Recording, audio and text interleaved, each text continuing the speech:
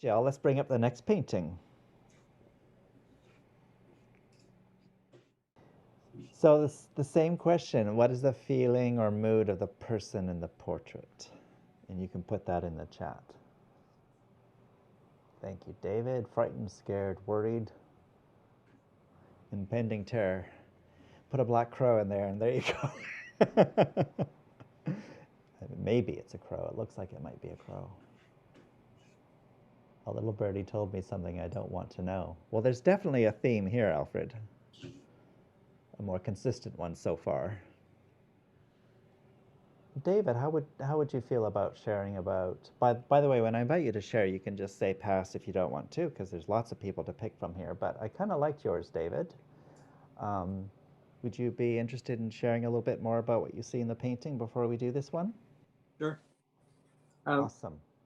Right from the instant I saw that picture, it just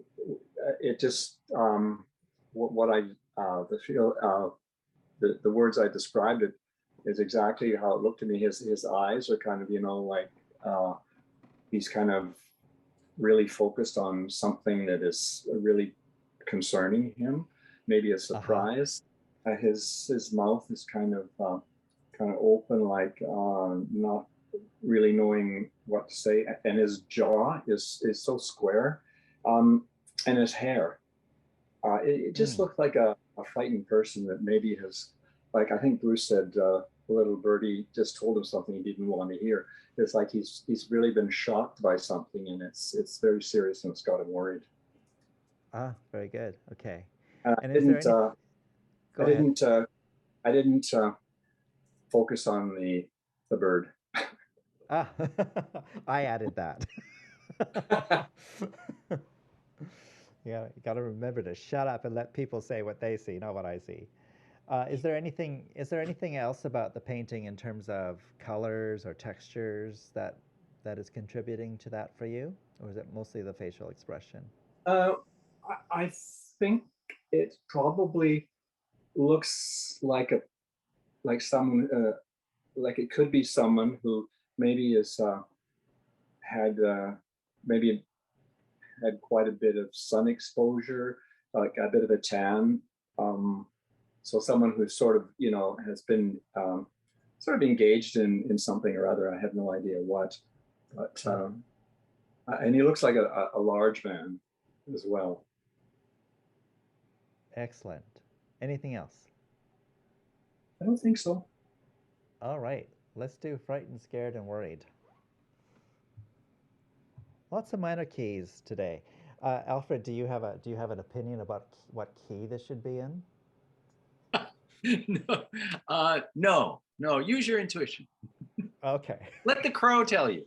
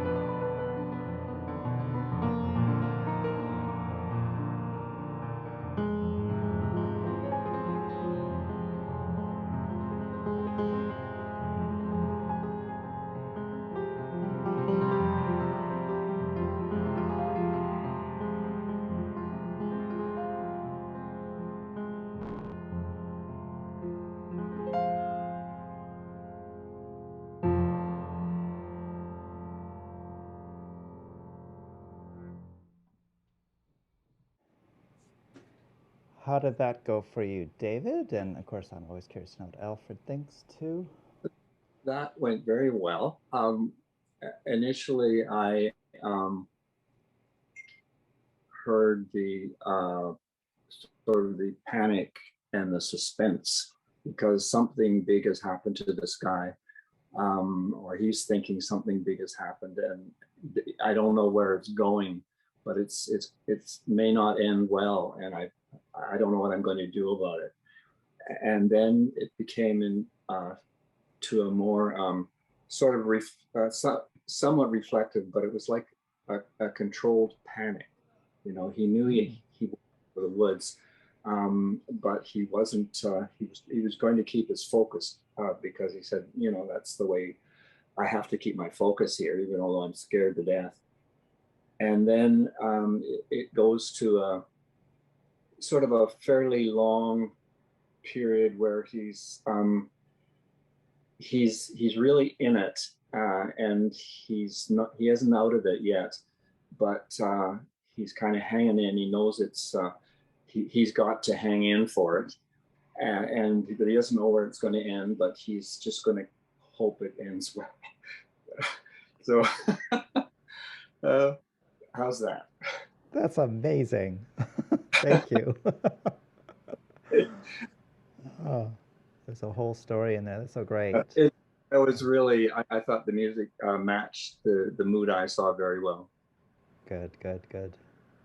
Alfred, anything you want to add? Well, David, it always begs the question of like, who exactly is frightened, scared, and worried? Is it the painter or the sitter?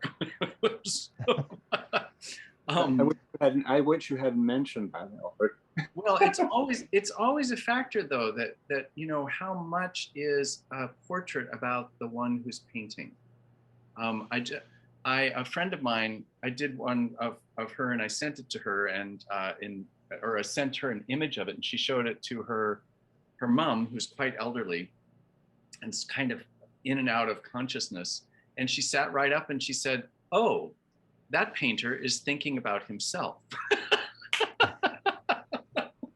And in a sense, you know, she's right. And it also describes the working conditions of this man who works with homeless people in London, distributing cameras to them so that they can photograph their own world. So there's an edginess to the work that he does day by day that I think is quite that kind of mix, that kind of scared, worried, frightened, excited, cautious, all of those things. So I think you really nailed it. Now, I did have the sense of, you know, am I talking about him or am I talking about me?